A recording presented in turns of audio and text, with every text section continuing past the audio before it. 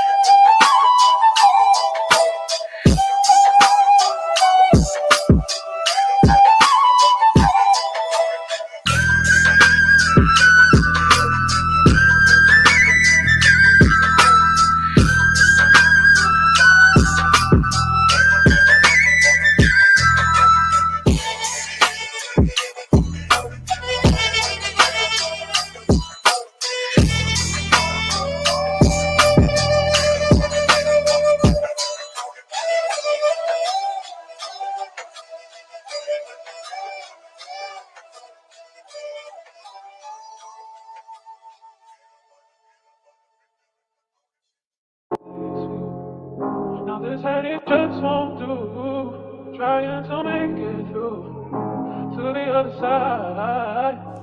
I made a peace with you. Now this head it just won't do. Trying to make it through to the other side. Yeah, they got it bumping. I made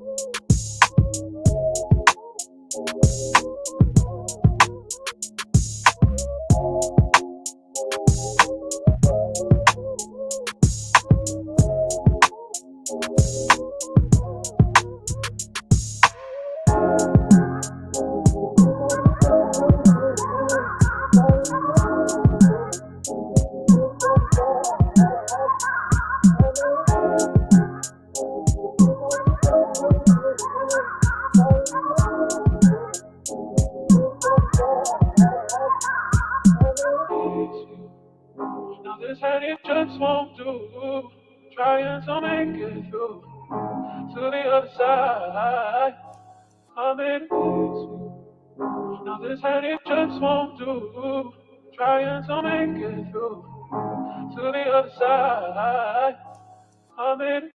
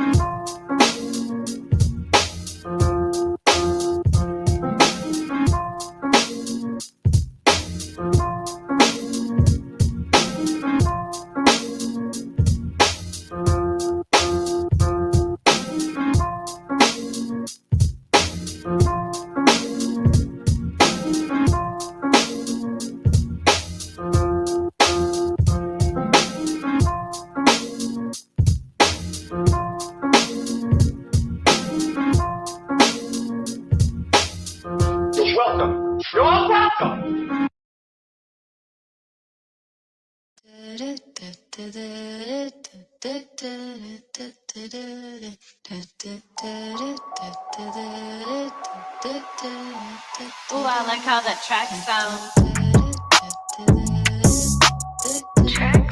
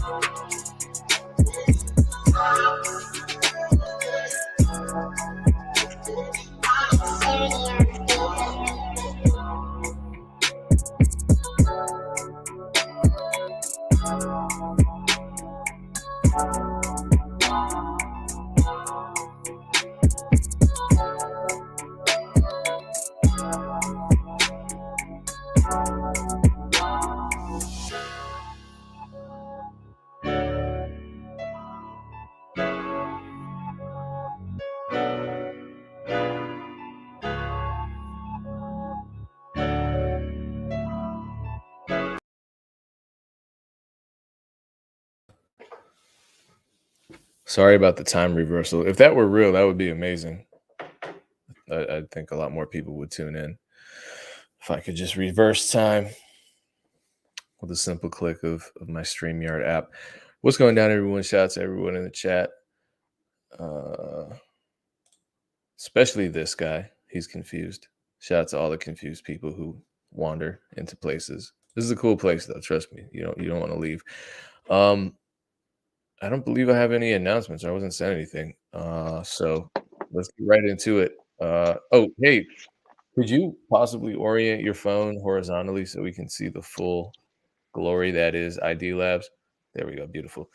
What's going down, man? I'm excited to have you on. It's been a long time since our last conversation, and our last conversation kind of started a media firestorm.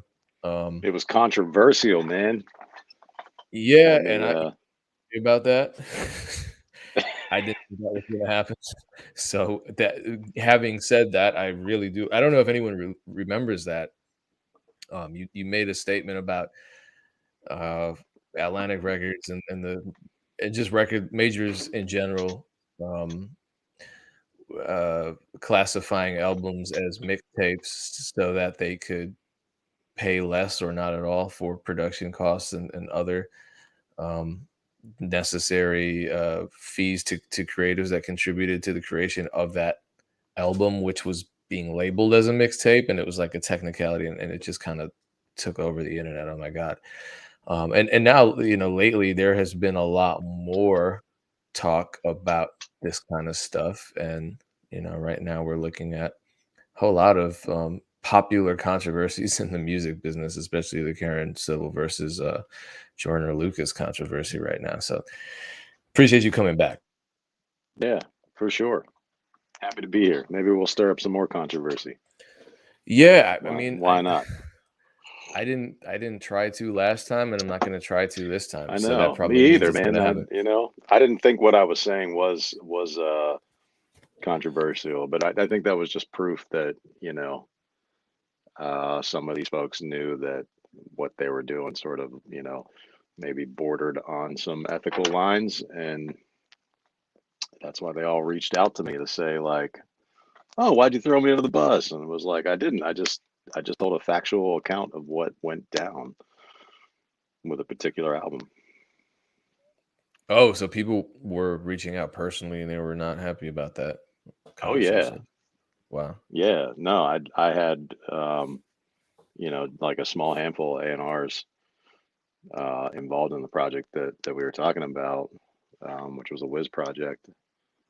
Sort of like reach out and say like, oh, haven't we always treated you fairly? And they have, you know.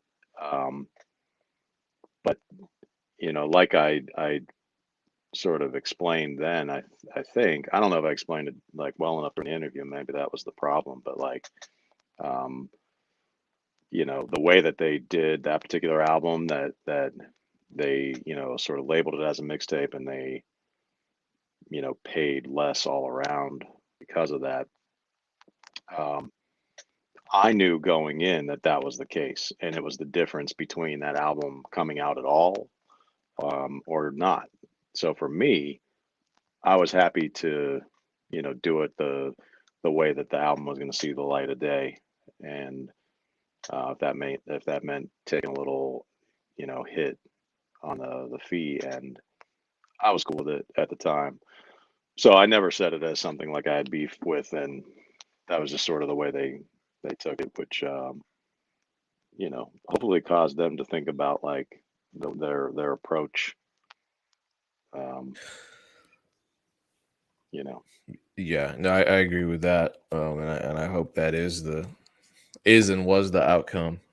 Um, Sadly, a lot of the controversies just kind of become these momentary, ephemeral hmm frenzies for people, especially people who aren't actually in the music business, and then especially with the internet and with the nature of how publications work on the internet, they just take something and run with it and turn it into a big controversy. And I did remember seeing a lot of articles that definitely took what you said out of context. So yeah.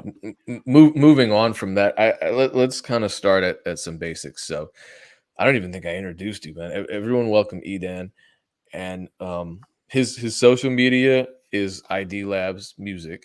And for the longest time, before we actually spoke, I thought ID Labs was one person. That was way back. What actually is ID Labs? So ID Labs is a recording studio, um, and it is also a bit of a collective, in terms of engineers and producers that work with me and work out of the studio. So we're in Pittsburgh and always have been. And yeah, that's basically what it is. It started out as a basement full of gear and turned into a whole facility with a whole bunch of people residing in it, and different studios and creative spaces.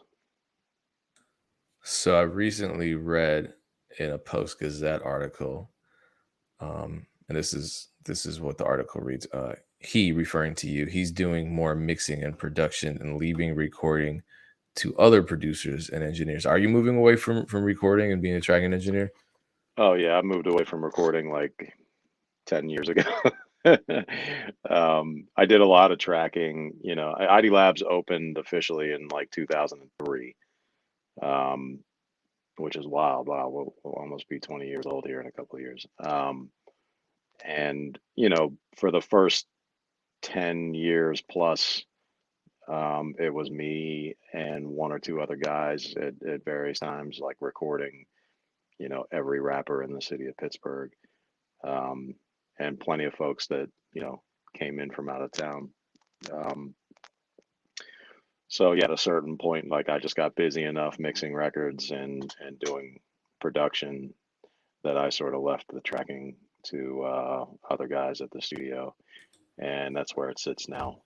Um, in which like tracking rap vocals is not really, unless it's somebody that you have a relationship with.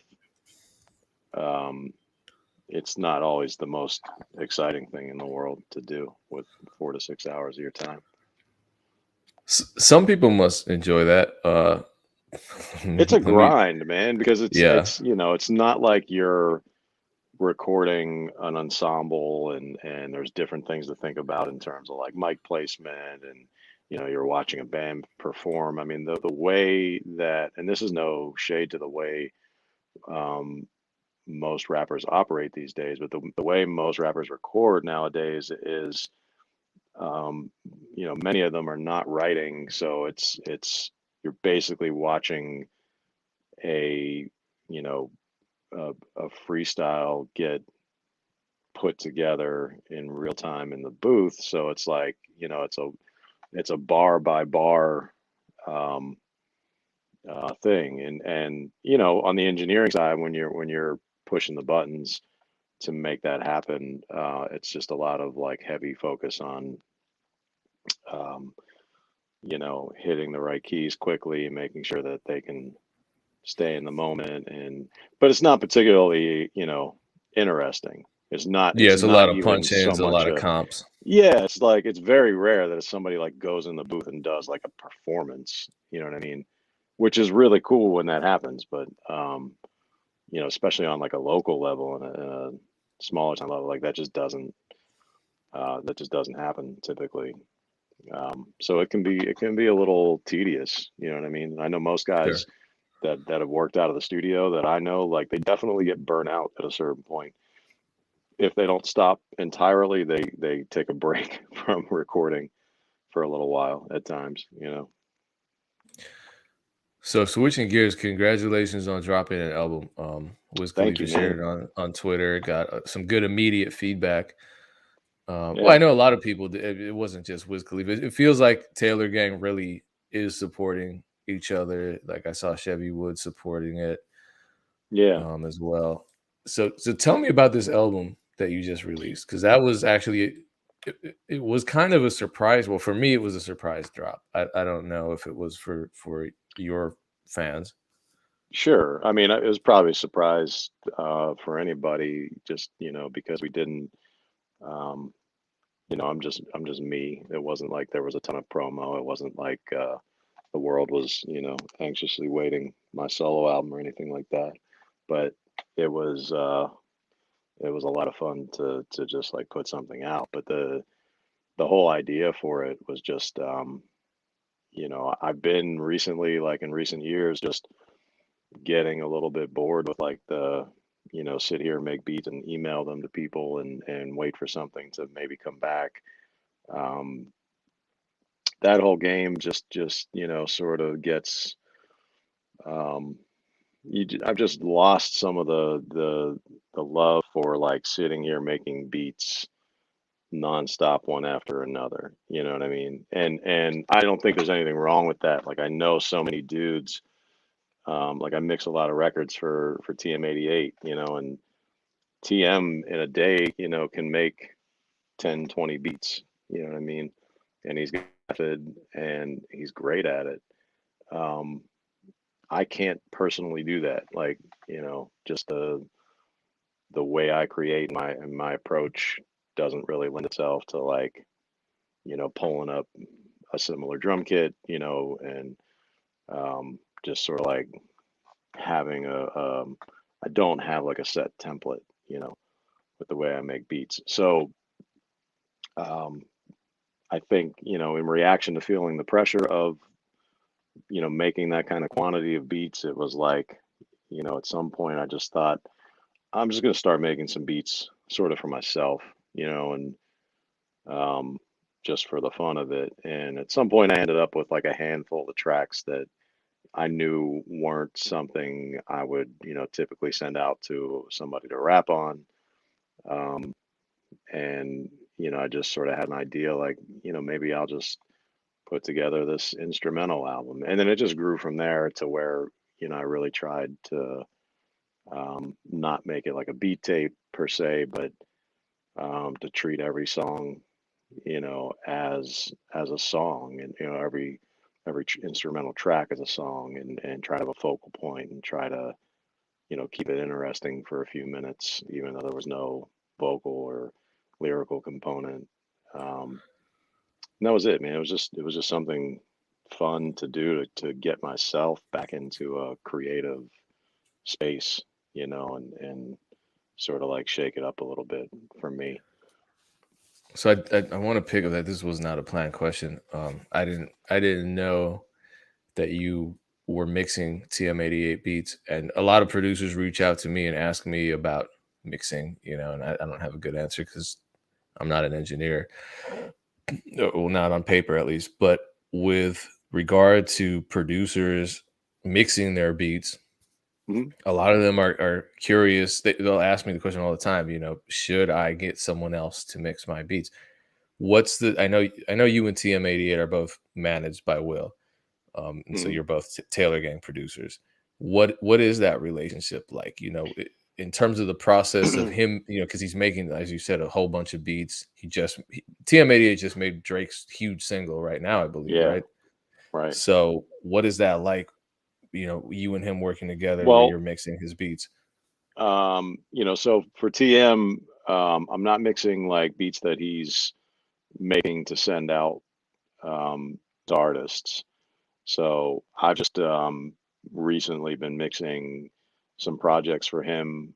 Um, I don't know what of them he may or may not have announced, so I don't want to let too many cats out of the bag. But there was like an R&B project he did recently um, that I mixed for him, and then I'm pretty sure he's talked about the project that he's doing with Pierre Bourne um, that I got the opportunity to mix. So that was really cool. Um, yeah, and I mean that's just sort of a relationship that has been developing. I mean, I mixed, the album that he did with Wiz and Juicy J a bunch of years back. Um, so it's just been something that's developing. I mean, I know Alex Toomey mixes a lot of his stuff as well. Um, so I think it's just like, if Alex is super busy, um, he may come my way. But it's great. I love TM's beats, and I just kind of love his like the energy to his shit. So yeah, it's been Yeah, I fun to definitely do want that. to talk more about mixing and producers working with engineers, because I know you've tweeted a couple points of advice, points of frustration. Back to your album though. So a lot of producers want to drop albums or Hmm. singles. You're going through it right now. I mean, you're just a couple months in, and the campaign obviously hasn't stopped. So, what advice can you give the rest of us in terms of marketing a solo producer project?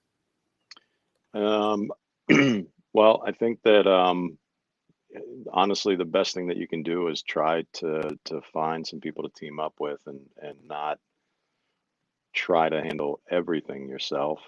Um, you know, having some partners. In my case, it was, Will from Taylor Gang that really, was a big part of pushing me to do this album too. Um, but having him there to like sort of help organize things and um, just come up with different ideas was really key because generally I'm focused on the music and the sonics, and I'm not thinking about how I'm gonna market something or put something out there. Um, and I think that there's these days there's a lot of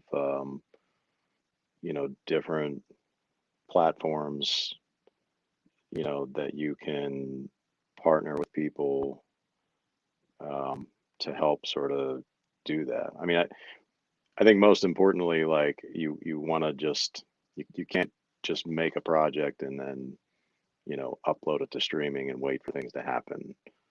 Um, giving yourself a lot of time to sort of plan things out, and have dates on a calendar as to like I'm going to drop this track and that's going to coincide with um, you know a video my homie made, or it's going to coincide with something that's going on that might um, point people in my direction already.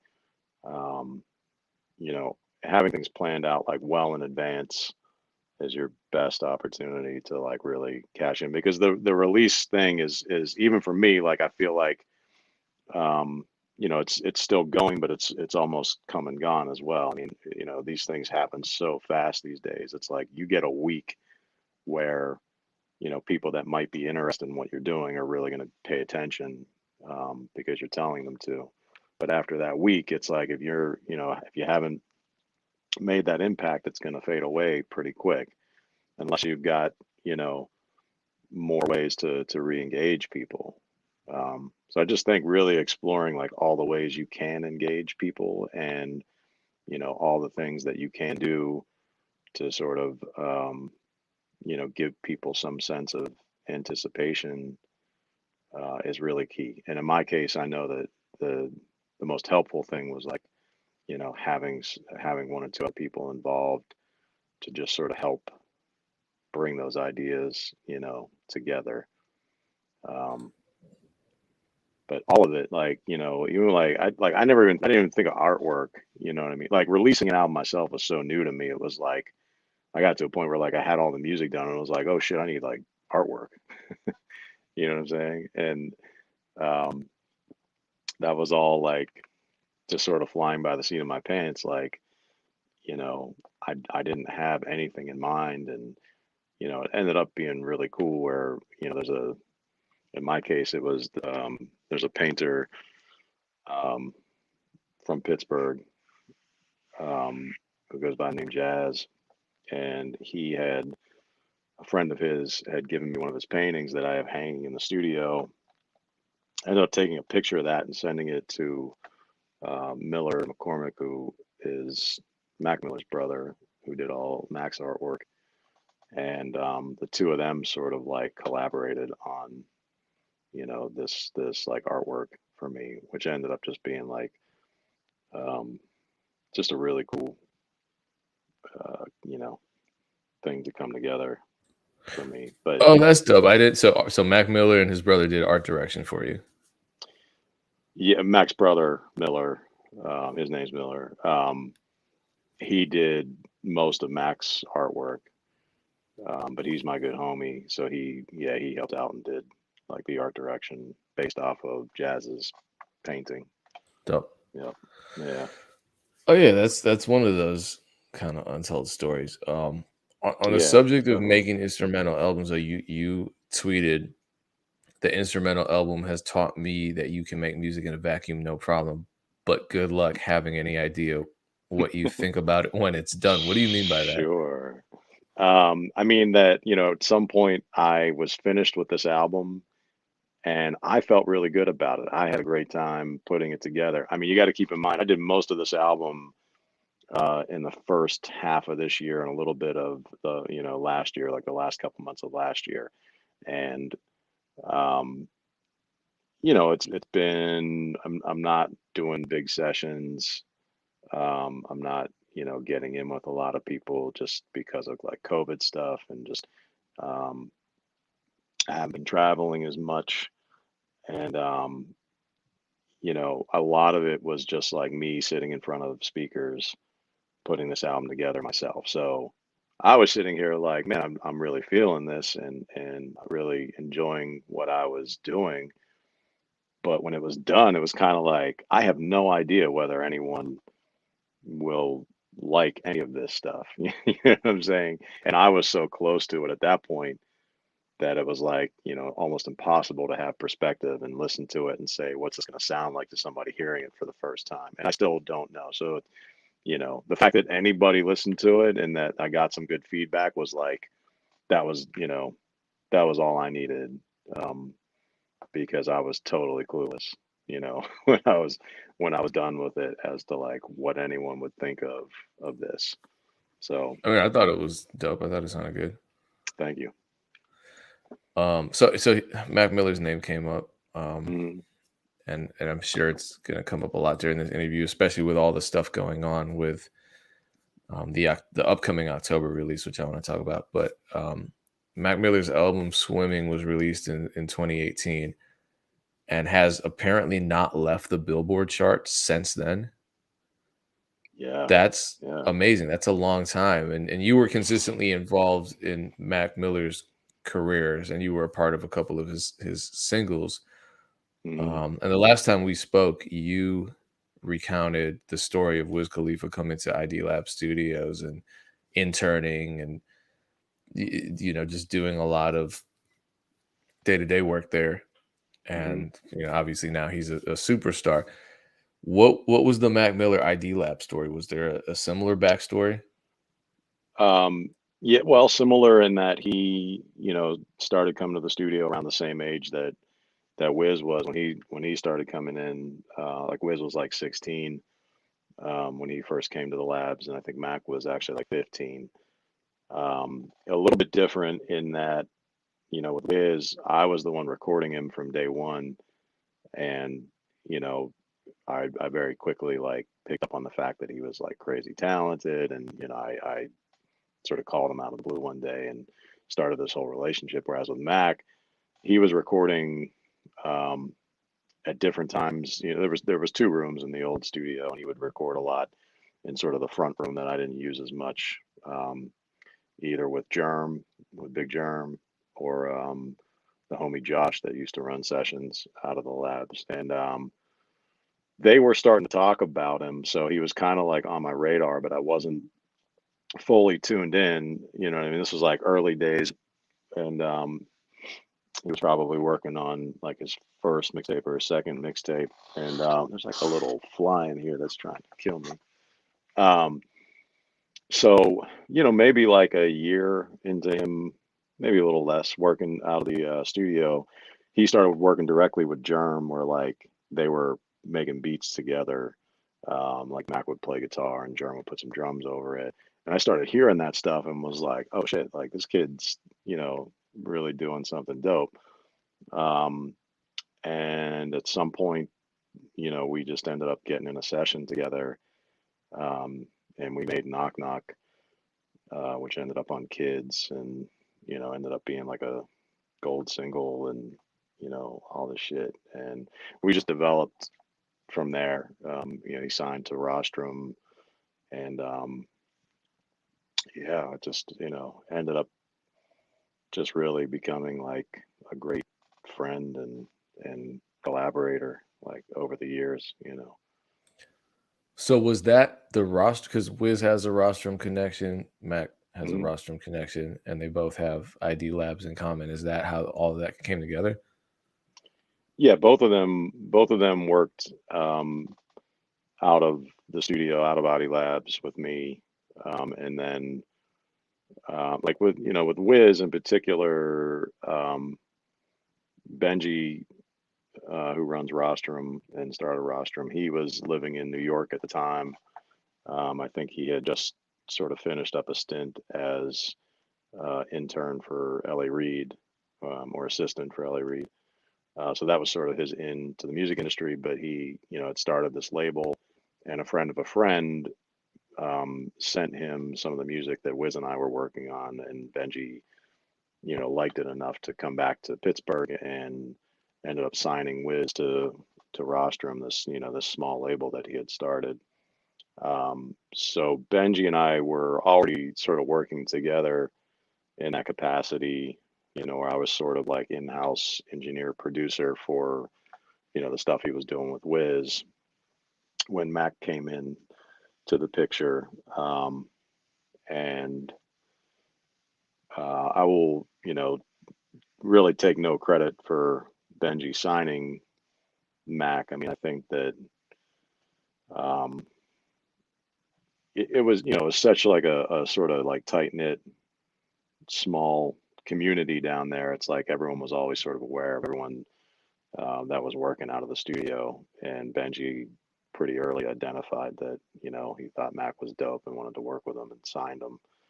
Um, so that all happened around the same time. Like Mac used to be, he was like the kid that would sort of like poke his head into my room and be like, what's up, E? Like, how I'd be like, what's up, kid? I didn't know the dude, and like it took a little while, like for me to catch on to like the music that he's making, and actually hear something and be like, okay, this kid's nice, like I want to work with him. But that all sort of happened around the same time. Like I got interested, Benji got interested, ended up signing him, and then it was, you know, we were like fully on go and making projects. But that must have been an amazing feeling to have these two kids come into the same studio, Wiz Khalifa and Mac Miller, and then get signed to this independent label that had this amazing run.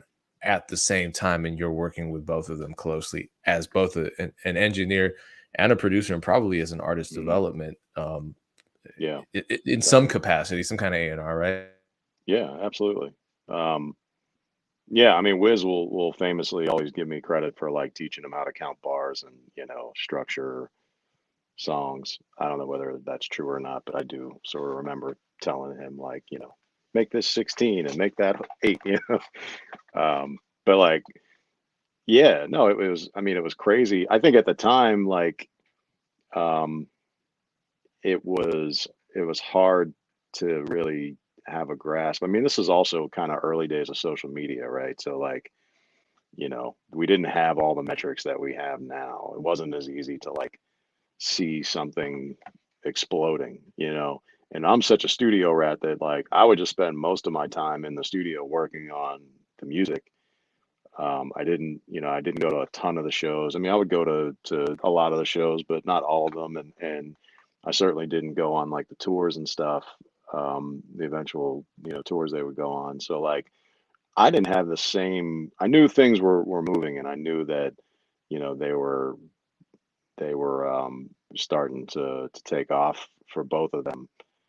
Um, but I don't think I was as cognizant of it, um, just from my perspective. So it was crazy, but it's crazier looking back and going, wow, like that really happened. Like lightning really struck twice in a short space, span of time for us. And at the time, it was just like, okay, this is dope. Like we're working on music and people like it and things are happening. And also with Wiz, keep in mind, it was, we worked together for 5 years at least before anything happened, before anyone, gave a shit at all. Um, so, it was by the time things did take off, it was kind of also like, finally, like finally the world's seeing what we all saw. Um, but yeah, I mean, it's crazy looking back that, especially out of like a small town like, Pittsburgh ultimately is, for those guys to both sort of skyrocket at roughly the same time, um, with such a small team is kind of, it's pretty amazing. Yeah. So let's talk more about all the amazing stuff that was going on then. I think if you talk to a lot of Mac Miller fans and ask kind of what the song with the most impact had, I think a lot of them will say Self Care. Mm. That's a big song for a lot of them. How was that song created? Walk me through that process, because I'm assuming that it was one of those from scratch kind of scenarios, right? Yeah, it was. It was in this room, um, that I'm sitting in, and it was Mac had come in, from LA. Um, I mean, he would come in every once in a while, for a week or so.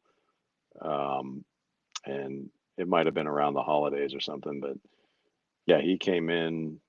I was already working on, so the part of self care that I did was like the second half where the beat switches up.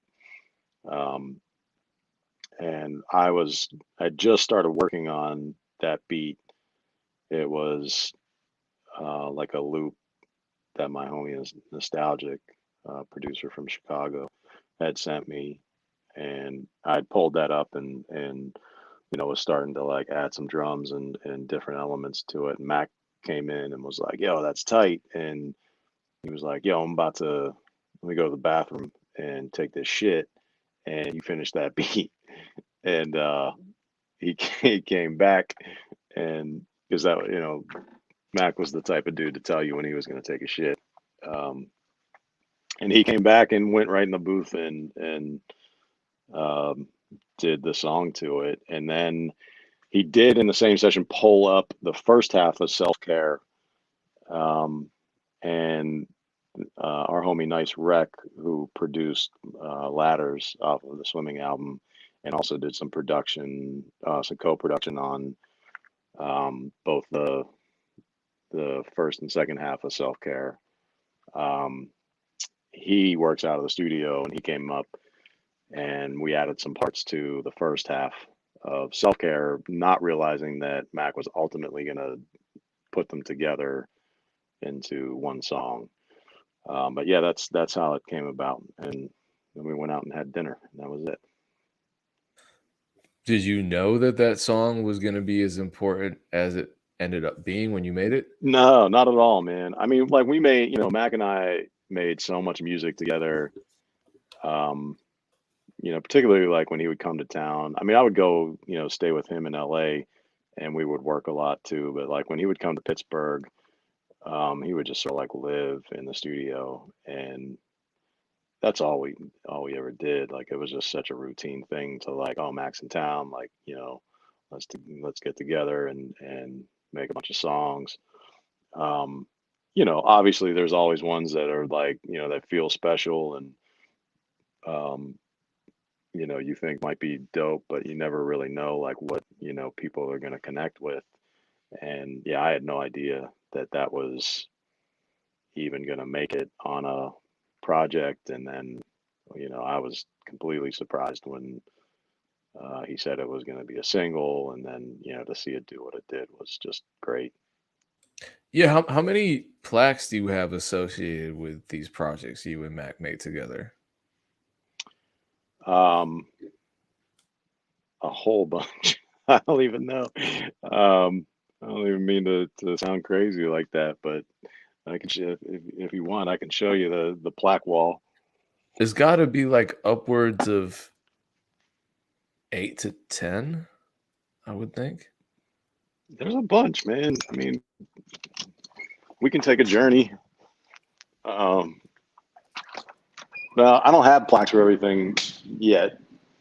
I'm waiting on a bunch, but there's Blue Slab Park, Gold, watching movies, Good AM, um, and then yeah, Donald Trump, which I just mixed, and Loud I mixed and co-produced, and Party on Fifth Ave I produced and mixed, and then Knock Knock. I'm not keeping track, so if you are, I think that's it. And I'm still waiting on a swimming plaque or a self-care plaque. Um, yeah, and I don't think they did a plaque for some of the singles, like like I mixed the Weekend one off a Good AM that I think is platinum at this Mm. point. So yeah, a lot of stuff there's just not plaques for, but the certifications are there, so the there could be plaques. certifications, yeah, exactly. Got it. So let's talk about Party on Fifth Ave because we just saw the plaque for it. I remember back in 2011, I think it's the only Mac Miller song that was serviced to top 40 rhythmic radio. In Is that my right? 5 years of working in radio, I don't know. It's the only one that I got serviced Okay, because I think the other stuff just didn't have a top 40. Maybe it got serviced right. to urban, but I was working for a Yeah, rhythmic station that's wild. and Party on Fifth Ave had I guess crossover potential, but based on what the radio promo people were thinking. So Hmm. it's at what 28, 29 million views on YouTube, and it's a gold single or it's a platinum single. I think it's just a gold single Okay. so far. And you Yeah, produced that whole record yeah, and recorded it too. yep, and mixed it. Take me through the process of that, especially with regards to sampling. And what is that sample? It's a famous break. It's like the 1-900 number break, or what is it? Yeah, that's what it is. Ultimately it's a Marva Whitney song, who was an artist that James Brown brought up. But then it was sampled for the 900 number, which was damn, whose song was that? I should know this because I'm old. You're talking about DJ Cool? DJ Cool, yeah. And yeah, basically, so Mac had the idea to sample that, and I was like, man, I ain't trying to sample 900 number, you know what I mean? Like, or unwind yourself, the original sample. Like, it's been done. And he just sort of like pestered me in the studio one day. And that's actually the reason why it's so chopped up. At the time, I was working on an MPC. Um, so, I recorded the sample in and chopped up all the little horn hits and like played it, a different sort of way on the pads. And that was sort of my reaction to like, I'm not gonna just like loop this classic sample, it just felt like super lame to me. So Um, you actually were you kind of fought back with Mac Miller oh when he yeah, told you. totally. I did not want to make that beat at all. Um, I'm glad. I bet you're glad you did now, right? hell yeah. I mean, that was like, that shows you who had the real vision in the room that night. It was not me. But yeah, he like pestered me into it, and so I chopped it up. And by the time we had it chopped up, I was like, okay, this is pretty cool. Um, and yeah, I mean, he did the song I think in one night, and then I did go back, over the course of like the weeks that we were working on the Blue Side Park album, and like add little sounds and stuff here and there. I'm really good at like overfilling beats with sounds. Like that's if I've got a trademark, it's like putting way too many sounds in a beat. And that was no exception. There's a whole bunch of shit going on in there. Some of it's like really buried. But that shit was fun, man. Actually, I remember Rob Markman hitting me up after that came out and was like, "Yo, that Party on Fifth Ave beat is crazy." And I was like, "I'm glad you like that, man. I was definitely not feeling it when we first started putting it together, but it turned out it turned out tight." And now, actually, I hear it all the time when I'm watching Penguins games. They play it at the end of every Penguins game in Pittsburgh, which is pretty dope. What was it? And I'm sure you were resistant for a number of reasons, not just because the sample had been used before, but probably Mhm. just because it was a Marva Whitney sample. How was that clearance process? Um, I'm sure it was more difficult for them to clear because it used a little bit of the drum loop um, from the DJ Cool joint, and the horn is obviously from the Marva Whitney song. So you're dealing with like James Brown estate and just like multiple people. Um, I don't know what my percentage ended up being on that, but obviously it was way lower for all that. Um, but honestly, I never really, at that time at least, I never really thought about that stuff. I never really thought about like, because, that was still pretty early on in things where it was like, just the idea that someone was going to listen to this music that we were making and really care about it. And, you know, that was like already something hard to, wrap my head around. So, never could have imagined that it would be like a big hit record, and I'd be like, oh shit, I'm only getting 12% of this. I could have gotten 50. Those kind of thoughts didn't come till much later. Um, and I still try to put them out of my mind because ultimately, you just want to be as creative as possible. And it's so different now though, man. It's like, you know, I definitely fell out of love with sampling for a while because not so much because the money was tighter, but because the control of the songs, just is different. You can't like, if we got like a sync, somebody wanted to use a song in a commercial or something like that, if it's just something that I wrote, the beat and Mac did the lyrics, or Wiz did the lyrics or whatever, it's just, two people weigh in on that decision and say that's cool. We'll do it for that amount. But if it's a sample, it's like there might be five people, that wrote the sample, and then they've all got to agree, and everything just becomes more difficult because you're basically inviting all these different writers into a song. So, but now at least, I've sort of I've always like thought of I can play instruments, but I've always thought of myself as like a sample based producer, and now with like so many people making loops and ideas specifically for other producers to sample, I feel like I've gotten back to it without having to worry about clearing a sample. And I still will do things from scratch from time to time, but um, I have a lot of dudes that I work with that send me loops, you being one of them. And Yeah, I gotta send it's you more, man. Damn. you definitely do. You're way overdue.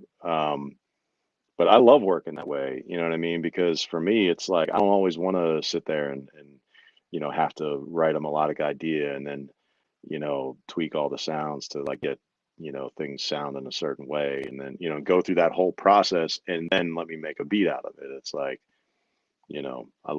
I just love collaborating with people, and you know having two different creative minds sort of come together is just a great way to work. So yeah, that's new sampling. So speaking of sampling, this will be the last sample question. There was some delay or maybe some confusion with regard to Mac Miller's Faces mixtape being Mm. moved to Spotify and the other streaming platforms. It looks like October 15th is now the official release date, right? Yep. Was some of that delay due to sample clearance?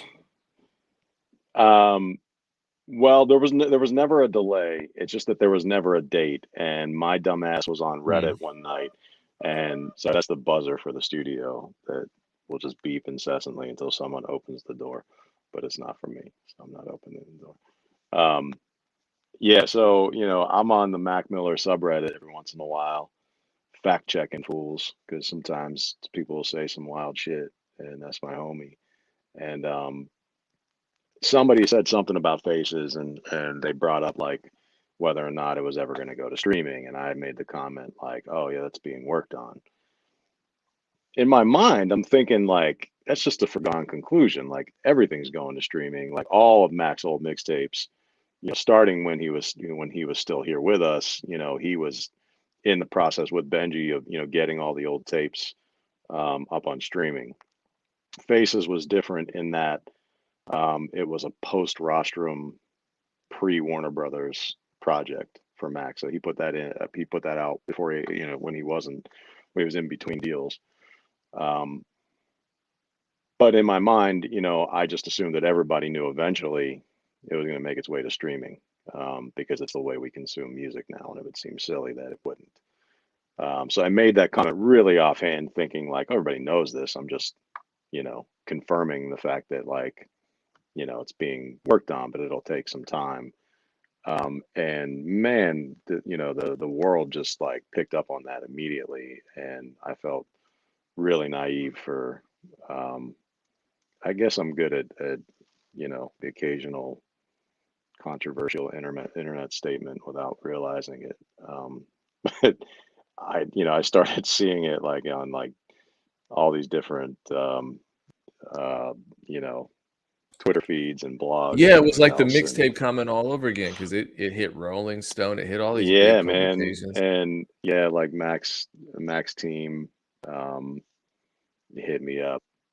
Not as well as his brother hit me up, and was like, dude, what are you doing? And some of the management folks hit me up, and I was like, yo, I'm sorry. I didn't realize I was letting the cat out of the bag. It was just a stupid thing. Um, So it ended up being okay because honestly, it was like the very beginning of the process, and there are so many samples on that record that we knew it was going to take a long time, for all of that to get worked out, um, and it did, So um, ultimately, it was fine. I think everybody. There was so much time in between me saying that and the actual announcement that everyone was like, "Is it coming out? Is it not?" So everyone still got to be a little bit surprised whenever they actually announced it. So yeah, that's what happened there. But Yeah, there no, was a and lot of everyone's samples. happy about that coming out finally. Yeah, yeah, I'm super happy about it. I mean, that's one of my favorite projects of his, and I know that that's the same for a lot of hardcore fans. Um, and yeah, it's just it's chock full of samples and features. Like I would not have wanted to be on the legal team, but they did it and they pulled it off. Um, it's exciting, and they did an amazing job with the. I don't know if you saw the animated video that they put out um, No, I haven't for the seen it one yet. song. Yeah, so there's a song "Colors and Shapes" on there, which is one of my favorite songs, period, and one of my favorite Mac songs. And it's a beat that Mac made that Thundercat played bass over. There's a whole story behind it that I wasn't there for the recording, so I won't tell the story. But um, yeah, it's just this beautiful song, and they got with forget the guy's name. Um, they got with a dude that does incredible animation that put this video together, and it's like Polar Express level of animation. It's just like amazing. Um, but yeah, I thought it was really cool and really special, and it like features um, a dog, sort of like on this trippy journey. But the dog looks just like a dog that Mac had and famously lost. This Ralphie, and there was a whole episode of the MTV show that he was doing at the time dedicated to finding the dog, which they never did. And the running theory is that coyotes ate him, which is probably what happened. Oh, that's a depressing note. Right? Poor So Ralphie. let's move on. Yeah, poor Ralphie. You recently tweeted. All I know is I've never sent a session to a mixer that wasn't meticulously clean of empty tracks, dead slash unused auxes slash sends, inactive tracks, unused playlists, etc. Do Dude, you I experience? mean, Okay. as a mixer, early in my career, like so Rolling Papers, for instance, I only mixed a couple of songs on Rolling Papers because nobody at the label trusted me to mix the album, which is fine. Phil Tan mixed most of that album. Um, man, when I sent files, like, and the same for, I didn't mix Swimming, I didn't mix Self Care. Manny American did, who's an amazing mixer. When I send files to somebody, that shit is clean. Like you pull it up and you put the faders at 0, and you've got my rough mix, and you can go from there. And there's nothing you got to figure out. You just make it sound good. And that's ideal for a mixer because you don't want a mixer pulling up your session and having to sit there for 3 hours scratching his head as to like, is this sound that's muted supposed to be in the beat or in the vocal? And what are all these unused tracks that are inactive, and are they supposed to be something? And like, oh, I got to clean up all these clicks and pops that are happening in this one sound. And as a mixer, you end up spending so much time doing that if you don't have an assistant, which I don't. By the time you get to the actual creative aspect of mixing, you're kind of burnt. You know what I mean? And like a lot of times I'll have to do that the next day. Like I'll have to do the cleanup work one day and the next day go in and actually mix it because I gotta sort of like get my headspace back and out of just straight up technical cleanup mode. So I really just tweeted that, in the hopes that um, some aspiring engineers, producers would realize that it's important to maintain some good management of your sessions and to keep things clear and easy to see because you might not be the only person that's going to open those sessions. They might go to somebody else down the line, and the better that you can present those sessions to those people, the better the work is going to be done on them because people won't be distracted with trying to figure out you know all of these things that aren't relevant to the music. So that's what it was. It was my angry old mixer man tweet.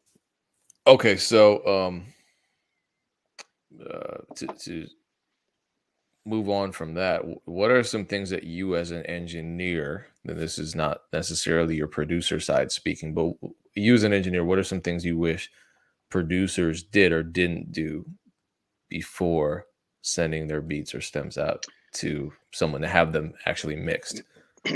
Yeah, there's a few things. I think it's important to, if you've got effects on individual tracks, let's say, you've got a snare and you put some wild EQ on it, and reverb or something, and then you've got a bass sound that you've got like distortion and you know some other harmonic effects on. Keep that stuff on there. I think for a long time there was this idea of like, I'm going to take everything off and give the mix engineer this blank slate to work with.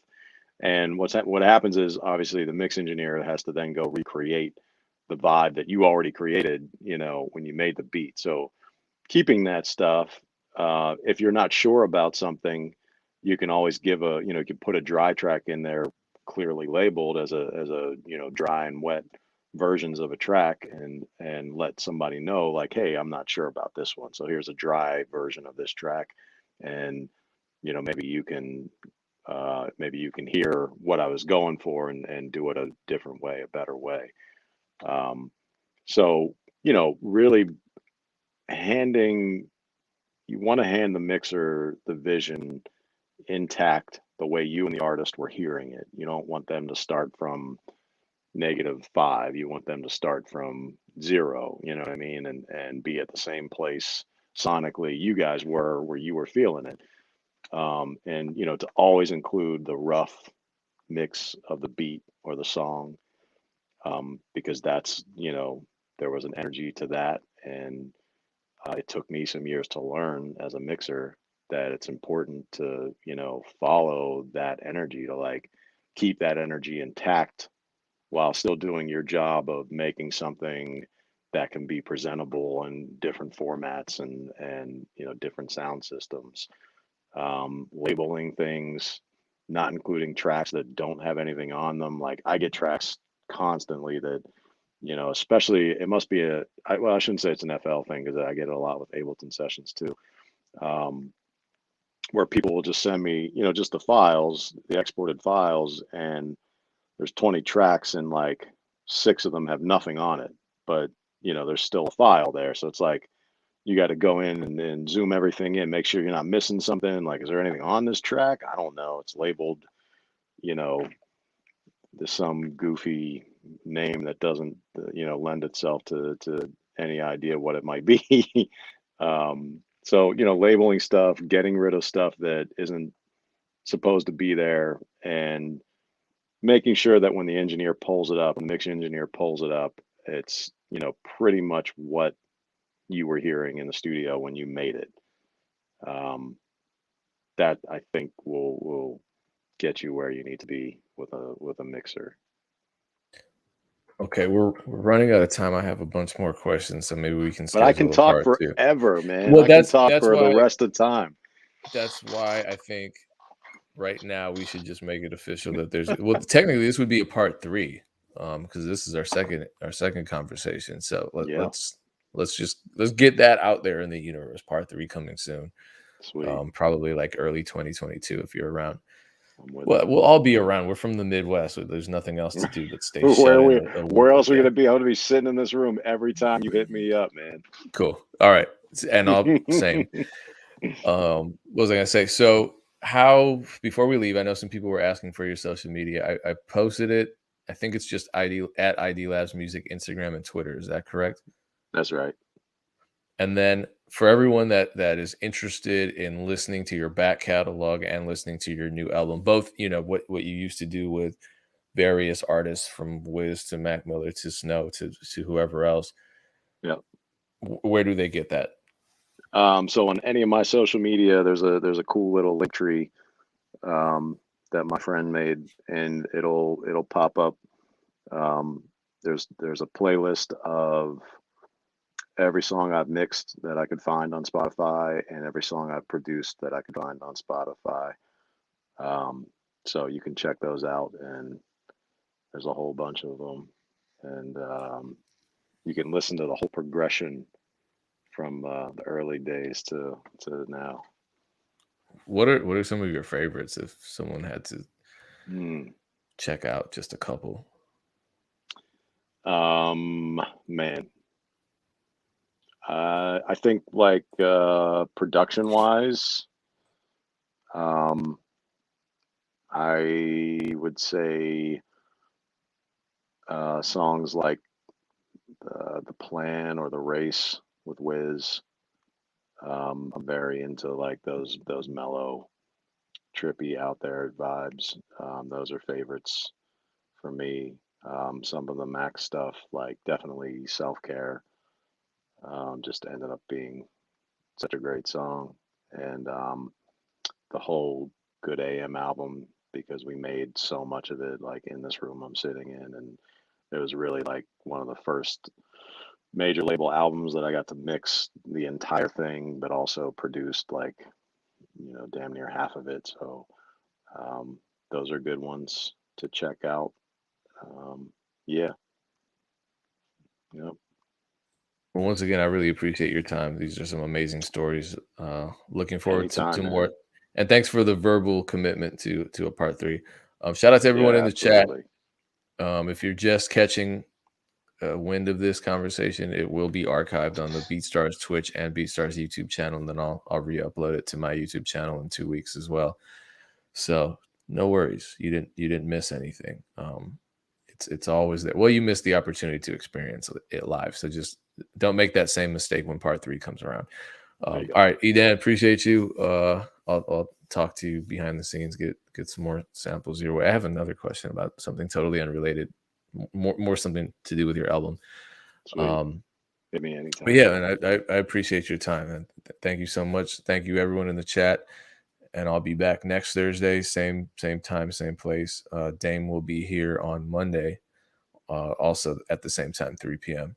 Always free. Our music business mentorship programs are open to the public, so we appreciate you tuning in. Cool. Have a good day, everyone. Peace. Peace.